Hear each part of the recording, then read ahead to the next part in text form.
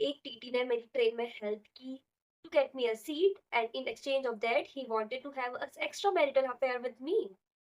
Welcome to story time. I'm literally half of his age. Like, he was around late 30s or maybe 40. What happened actually?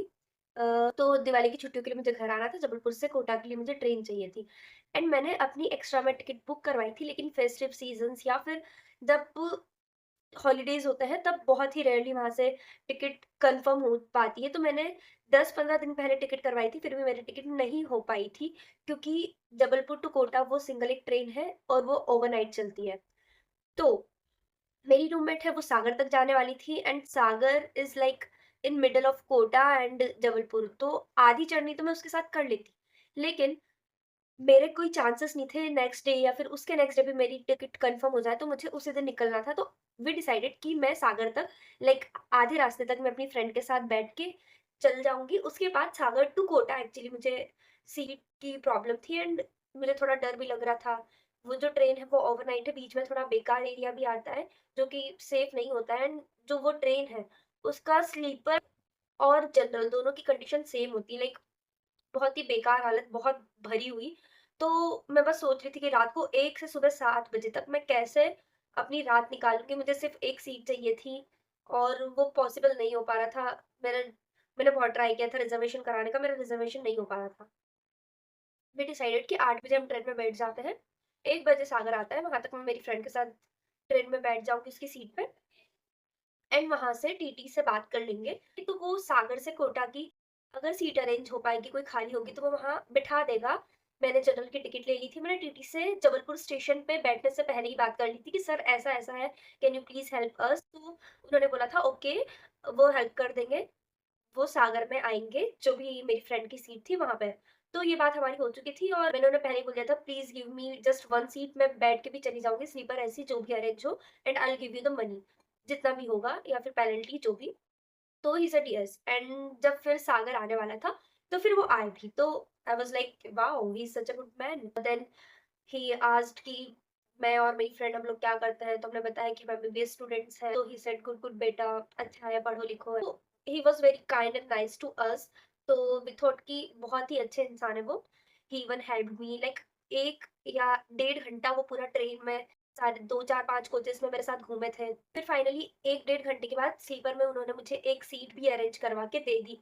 Then फिर मैंने उन्हें बोला कि कितना money हुआ या फिर कितना मैं आपको पे करूँ ऐसा-वैसा, तो उन्होंने मुझे बिल्कुल मना कर दिया कि नहीं बच्चा आप आराम से बैठो एंड ऑल।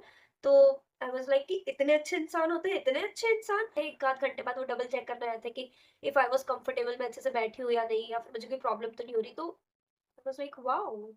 ये तो एकदम देव मानुस है। वो ओवरनाइट ट्रेन थी, रात को 1 से 7 बजे तक I had to survive in that train, जहाँ पे स्लीपर में भी बैठने की या खड़े होने की जगह नहीं होती है। तो it was literally a huge favour on me. तो मैं बहुत ज़्यादा इंडेप्ट फील कर रही थी, एंड उन्होंने मुझसे पैसे भी नहीं लिए थे। तो मैं कि वाह! इतने भगवान, इतना देव मानुस है, कितना सही इंसान है। सुबह कोटा जो ट्रेन है वो 7 अराउंड पहुँचती है, और रात को मेरी नींद लग चुकी थी, तो 6 बजे के अराउंड कोटा से पहले एक स्टेशन आता है। वहाँ जब ट्रेन पहुँचने वाली थी, वो टीटी आते हैं, मुझे उठाते हैं, एंड ही वाज़ लाइक कि मुझे आपके नंबर दे दो। तो तो पहले मैंने सोचा कि नहीं, मुझे नंबर नहीं देना चाहिए, और ये है तो स्ट्रेंजर, चाहे इन्होंने मुझे फ़ेवर किया।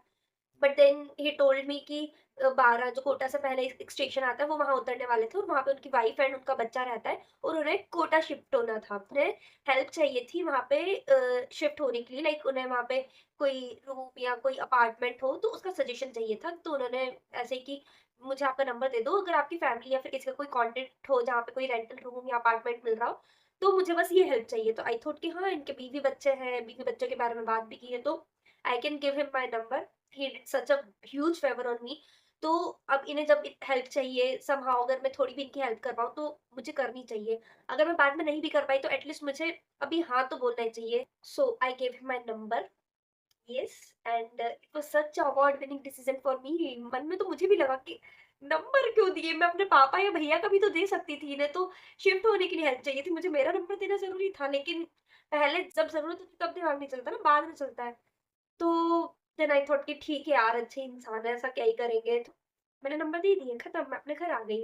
एंड मैंने मेरी बहन फ्रेंड सबको बताया कि मुझे इतने अच्छी टीटी मिली, उन्होंने मुझसे पैसा नहीं लिया, उनको मतलब मेरी इतनी हेल्प की, 1 डेढ़ घंटे इधर उधर घूम गए। फिर मैंने उनको जब मनी ऑफर किया, कुछ पे करने का ऑफर किया, उन्होंने वो भी नहीं लिया। फिर उन्होंने मुझ पे एक आध बार चेक भी किया।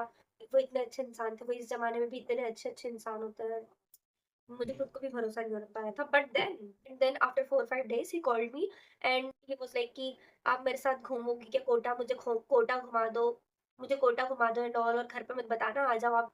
पहले तो आई वाज लाइक ये क्या बात कर रहा है, बट स्टिल उसने मेरी हेल्प की। तो मैंने बोला कि मैं कोटा नहीं हूँ, मैं अपने भैया वगैरह का किसी का आपको कॉन्टेक्ट नंबर दे देती हूँ, वो आपकी हेल्प कर देगी, कुछ आपको रूम रेंटल अपार्टमेंट या जो भी चाहिए उसके लिए। तो फिर मैंने ये बोल के बोला कि मैं आपको अगर नंबर चाहिए तो आप मेरे को कॉल कर देना, मैं नंबर दे दूंगी, लेकिन अब आप मुझे कॉल बैक मत करना। मैंने फोन रख दिया। बट इसके बाद भी he had the audacity to call me back. मेरे लिए इतना भी नहीं कर सकती, इतना भी नहीं। व्हाट डू यू मीन इतना भी नहीं? And he wanted to have extra marital affair with me. मैं लिटरली उसकी आधी एज की हूँ, उसकी वाइफ थी, उसका बच्चा था, एंड जस्ट बिकॉज आपने मुझे एक सीट दिलाई है तो आप ये नहीं सोच सकते कि you can flirt with me and I will do anything you will ask me to do. Like it is completely pointless and senseless. इस जमाने में बिल्कुल ये मत सोचना कि कोई आपकी हेल्प कर देगा without expecting anything in return. And if you are a girl, don't trust anyone, especially men, because men will be men always. और इतने अच्छे इंसान नहीं बचे हैं अभी इस ज़माने में, तो ये गलतफ़हमी तो आप निकाल दो, कोई एक्सेप्शन नहीं है इसका। Irrespective of their age, irrespective of their profession, even if वो आपको बिग ब्रदर वाइब दे रहे हो या फिर आपको फादरली फिगर लग रहे हो, डोंट ट्रस्ट एनीवन।